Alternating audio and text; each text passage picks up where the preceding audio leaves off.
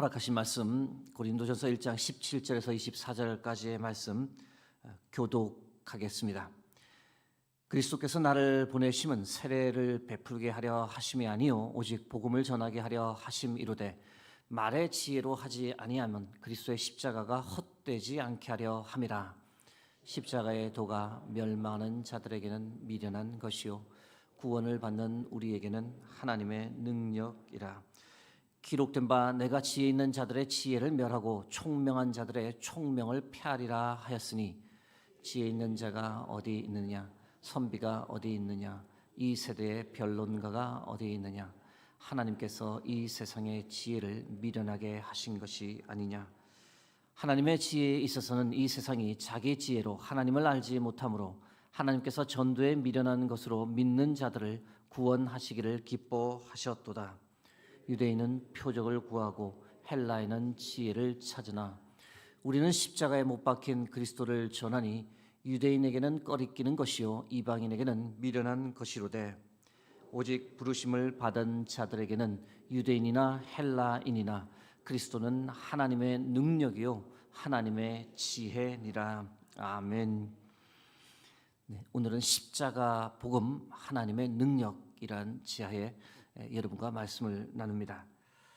1장 13절에서 바울이 십자가를 처음 말하긴 하지만 십자가에 관한 본격적인 언급은 1장 17절 말씀부터 시작됩니다. 1장 17절 말씀입니다. 그리스도께서 나를 보내심은 세례를 베풀게 하려 하심이 아니요 오직 복음을 전하게 하려 하심이로되 말의 지혜로 하지 아니함은 그리스도의 십자가가 헛되지 않게 하려 함이라. 여러분, 지금 현대에는 십자가 처형이 없기 때문에 우리가 십자가에 대한 거부감을 가지지는 않습니다. 그러나 고린도 전서가 쓰여질 당시만 해도 십자가 처형이 여전히 단행되던 때였습니다. 그런 까닭에 사람들이 십자가에 대한 좋은 이미지를 가졌을 리가 만무합니다. 당시 십자가는 가장 고통스러운 사형 방법이었던 거죠. 그래서 로마 시민이나 여성들, 아이들에게는 이 십자가형이 행하여지지 않았습니다. 악질 노예나 흉악범 또는 정치범들에게만 이 십자가형이 언도되었는데요. 누군가 십자가 처형으로 죽었다라고 하는 것은 그것은 가문의 큰 수치로 여겨졌던 시대였습니다. 심지어 영적인 측면에서 볼 때 십자가 죽음은 저주의 표상이었습니다. 갈라디아서 3장 13절입니다. 그리스도께서 우리를 위하여 저주를 받은 바 되사 율법의 저주에서 우리를 속량하셨으니 기록된 바 나무에 달린 자마다 저주 아래에 있는 자라 하였음이라. 특별히 이 말씀 때문에 유대인들은 십자가에 달린 예수님을 받아들이지 못했습니다. 가족이나 아는 사람 중에서 십자가 처형을 당한 사람이 있다면 그것을 다른 사람들에게 알릴 수 있었을까요? 꼭꼭 숨겨야 할 가족 비밀이었습니다. 주위 사람들이 안다면 다 이상한 눈으로 그 가정을 쳐다보았을 겁니다.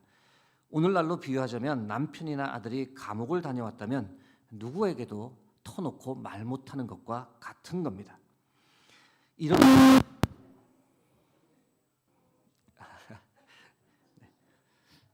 깨기는 확실히 깼습니다. 이런 문화적 배경을 가지고 1장 18절 말씀을 함께 봅니다.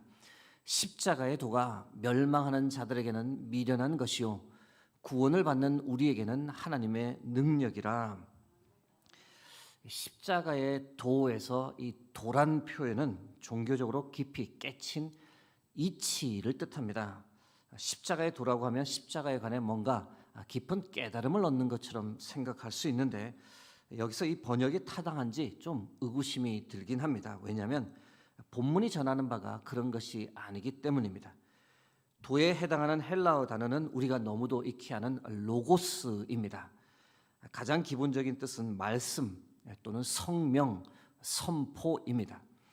이에 의하면 십자가의 도라는 번역보다는 아주 단순하게 십자가에 관한 말씀, 십자가에 관한 선포 또는 십자가 복음이라고 번역하는 것이 더 타당합니다. 이것이 본문이 직설적으로 의미하는 바이기 때문입니다.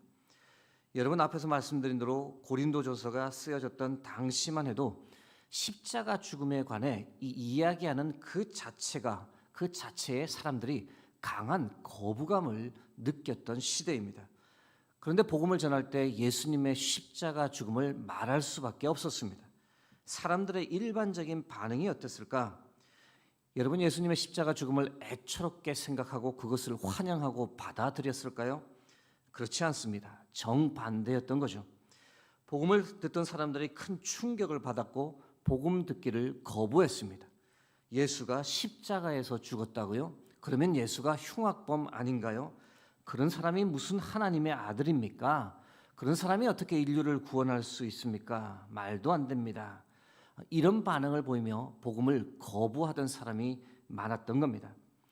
이런 면에서 예수님의 십자가 죽음 선포는 오히려 그 당시에는 사람들에게 큰 걸림돌이었습니다. 복음을 듣다가 예수님의 십자가 처형 이야기가 나오면 십자가에서 죽은 사람이 어떻게 인류를 구원할 수 있냐며 그런 것을 믿는 것은 미련한 짓이다라고 비웃으며 복음을 받아들이지 못했습니다. 당시 전도 현장에서 이런 현상이 나타났고 이런 현상을 성경이 어떻게 표현하느냐? 십자가의 도가 멸망하는 자들에게는 미련한 것이다라고 오늘 성경이 표현하는 겁니다. 이와는 다른 이유지만 이슬람 역시 예수님의 십자가 죽음을 받아들이지 않습니다. 이슬람 경전을 꾸란이라고 합니다. 그런데 놀라운 것은 이 꾸란에 예수님에 관한 이야기가 많이 나옵니다. 예수님의 동정녀 탄생 이야기도 있고 예수님께서 이 땅에서 복음을 전하셨다라는 이야기, 죽은 자를 살리고 병자를 고치셨다는 이야기도 기록되어 있습니다. 또한 예수님께서 승천하셨다는 것, 다시 재림하실 것까지도 이야기가 포함되어 있습니다. 그런데 결정적으로 예수님의 십자가 죽음을 부인합니다. 예수님께서 십자가에서 죽은 것처럼 보이지만 실제로는 죽지 않았다라고 주장합니다. 그 이유가 무엇일까? 다양한 이유가 있는데 하나는 예수님께서 십자가에서 죽는 그것은 패배다라고 보기 때문입니다. 그래서 십자가 죽음을 부인합니다. 다른 하나는 예수님께서 십자가 죽음을 통해 인류를 구원했다는 것을 인정하지 않습니다. 구원은 알라만이 줄 수 있다고 믿기 때문입니다. 이런 면에서 이슬람 역시도 이 십자가 복음을 미련하다라고 생각합니다. 그러나 여러분, 십자가 복음은 누가 뭐라고 해도 진리이며 하나님의 능력입니다. 복음이 쓰여졌던 당시 십자가에 대한 부정적 이미지 때문에 십자가 복음을 참 받아들이기 힘든 시대였지만 그럼에도 불구하고 십자가 복음을 아멘으로 받아들였던 놀라운 역사는 이곳저곳에서 계속해서 일어났습니다.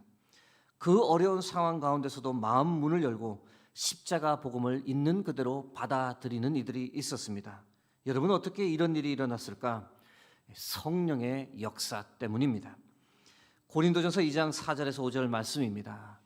내 말과 내 전도함이 설득력 있는 지혜의 말로 하지 아니하고 다만 성령의 나타나심과 능력으로 하여 너희 믿음이 사람의 지혜에 있지 아니하고 다만 하나님의 능력에 있게 하려 하였노라.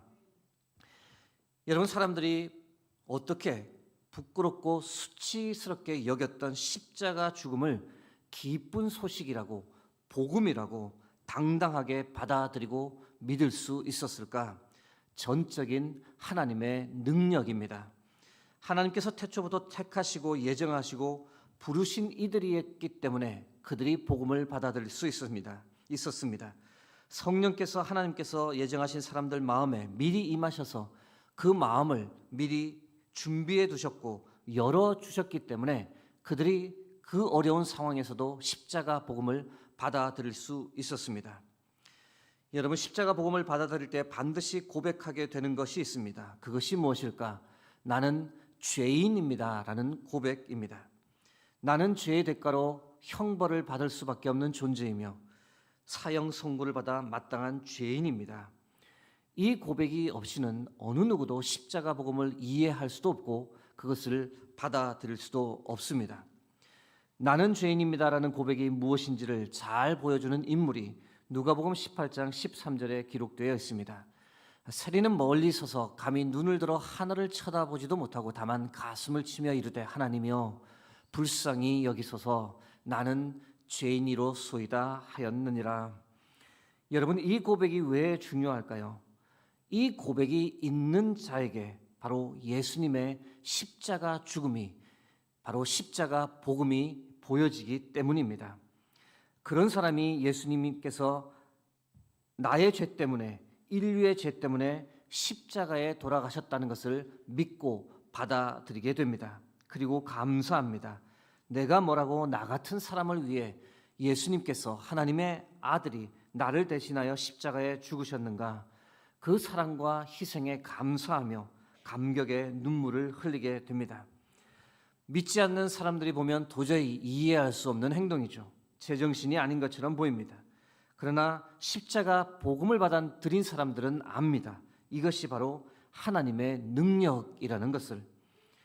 여러분, 하나님의 능력의 핵심이 무엇일까요? 그것은 바로 우리의 구원입니다. 고린도전서 1장 21절 후반부입니다. 하나님께서 전도에 미련한 것으로 믿는 자들을 구원하시기를 기뻐하셨도다. 죄와 사망에서 나를 건져주시고 나를 살려주셨습니다. 나에게 영원한 생명 주셔서 하나님과 영원히 거할 수 있도록 나의 삶을 인도해 주셨습니다. 여러분, 성경 전체의 핵심은 하나님께서 나를 사랑하셔서 나를 구원해 주셨다라는 이야기입니다. 하나뿐인 아들 독생자 예수 그리스도의 십자가 죽음을 통해 이 일을 다 이루셨다는 이야기입니다. 그런데 우리가 예수님의 십자가 죽음을 통해 단지 구원만 받았습니까? 아닙니다. 많은 능력을 성령을 통해 받았습니다. 능력이라는 단어 대신 권세라는 말이 쓰이긴 했지만 하나님의 자녀가 되는 권세를 받았습니다. 그 권세 가지고 하나님을 아빠 아버지라 부릅니다. 기도의 능력을 받았습니다. 산을 옮길 수 있는 기도의 능력, 치유와 축기의 역사를 일으킬 수 있는 기도의 능력을 우리가 십자가 복음을 통해 받았습니다. 나아가 이 땅에서 믿지 않는 사람들과는 구별된 삶을 살 수 있는 능력을 부여받았습니다. 세상의 소금과 빛이 되어 세상이 썩지 않도록 세상을 밝히며 살아갈 수 있는 능력을 우리가 받았습니다. 그뿐입니까? 어떤 상황에서도 두려워하지 않고 염려와 불안을 극복하고 세상이 줄 수 없는 하늘 평안을 누리며 이 땅의 삶을 믿음으로 살아갈 수 있는 능력도 우리가 받았습니다. 고난 중에도 찬양하고 기도할 수 있는 능력, 감사할 수 없는 상황에도 감사할 수 있는 능력, 기뻐할 수 없는 중에도 기뻐할 수 있는 능력, 성령의 열매,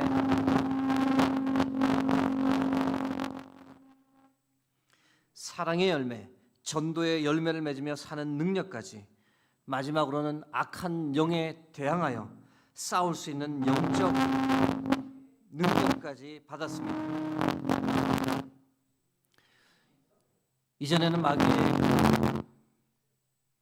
이전에는 네, 괜찮습니다. 네. 이전에는 마귀의 유혹과 시험에 끌려다니던 인생이었는데 이제는 예수 그리스도의 이름을 담대히 선포하며 마귀를 대적하고 믿음으로 승리하며 살아가는 능력까지 우리에게 있습니다. 이 모든 능력이 바로 십자가 복음, 예수님의 십자가 대속적 죽음을 통해 우리에게 주어진 겁니다. 사랑하는 성도 여러분, 십자가 복음은 하나님의 능력인 줄 믿습니다. 하나님의 아들 예수 그리스도가 우리의 능력인 줄 믿습니다. 이 믿음 가지고 오늘은 우리가 함께 기도하기 원합니다. 하나님, 태초부터 나를 택해 주시고 불러주시고 하나님의 자녀 삼아 주셔서 감사합니다. 십자가 복음, 예수 그리스도의 십자가 죽음이 하나님의 능력임을 믿사오니 이 능력 가지고 오늘도 승리하며 살게 하옵소서. 빛과 소금의 삶을 살게 하시고 기도와 감사와 찬양의 능력 붙잡고 살게 하시며 악한 마귀 대적하여 오늘도 경건과 거룩한 삶을 살게 하옵소서. 이 시간 우리가 합심하여 그렇게 함께 기도하겠습니다.